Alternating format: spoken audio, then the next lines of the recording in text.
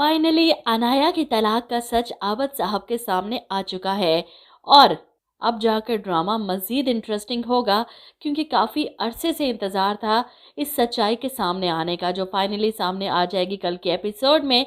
और अपने कानों से सब कुछ सुनने के बाद अब इन्हें आयज़ा के किसी भी झूठ पर यकीन नहीं आने वाला। तो जैसा कि अब तक आपने देखा, आयज़ा अपनी ही बहन को धमकियां दे रही है कि तुम्हारी तलाक का सच सबके सामने आ गया तो सोचो तुम्हारे साथ क्या होगा। मेरा एहसान मानो कि मैंने तुम्हारी इज्जत बचाने के लिए तुम्हारी शादी रोहान से कर दी है। अपनी बहन की धमकियां सुनकर अनाया को तो बहुत गुस्सा आता है, लेकिन वो बेबस है। रोहान के सामने बताती है कि ईशल भाभी से बात करने पर आयजा आपी ने मेरा मोबाइल तोड़ दिया। तो ये देखकर रोहान को भी शदीद गुस्सा है। मेरा तो इस घर में रहने को दिल नहीं करता, जिस घर से मेरे भाई और भाभी को धक्के देकर निकाल दिया गया। रूहान अब मज़ीद बर्दाश्त नहीं कर पा रहा। आशिर भाई के बगैर इस घर में दिल नहीं लग रहा। अनाया अपनी माँ को फ़ोन करके सब बताती है किस तरह आयज़ा आपी मुझे धमकियाँ दे रही हैं, शयान की, मेरी तलाक की। ये सब सुनकर आयज़ा की माँ परेशान, मैं बात करूँगी उससे।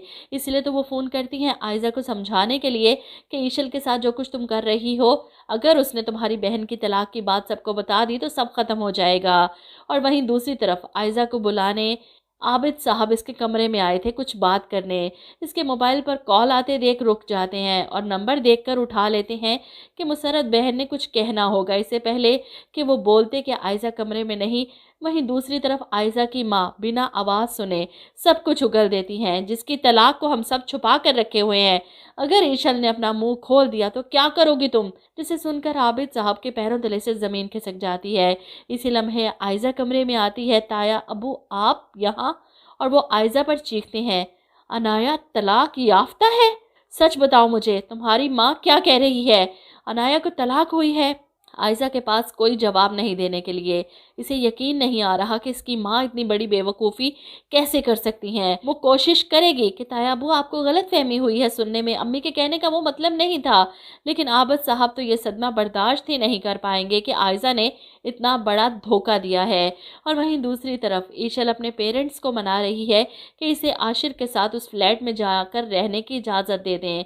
लेकिन दोनों मियाँ बीवी ज़िद पर आ चुके हैं। वो अपनी बेटी को इस हाल में नहीं देख सकते। इतना सब कुछ होने के बावजूद भी वो उस छोटे से किराए के घर में जाकर रहे, ये इनसे कैसे बर्दाश्त हो। यहाँ तक कि ईशल की माँ इसे समझाती है कि बी प्रैक्टिकल, मोहब्बत से पेट नहीं भरता।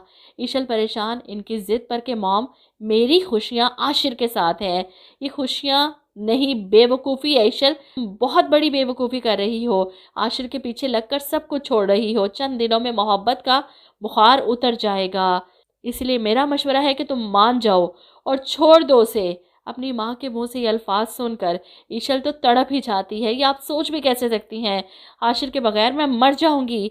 वो रोते हुए आशिर को बताती है कि मॉम डैड किसी तौर पर राज़ी नहीं हो रहे, लेकिन मुझे उनकी परवाह नहीं, मैं तुम्हें किसी कीमत पर नहीं छोड़ सकती।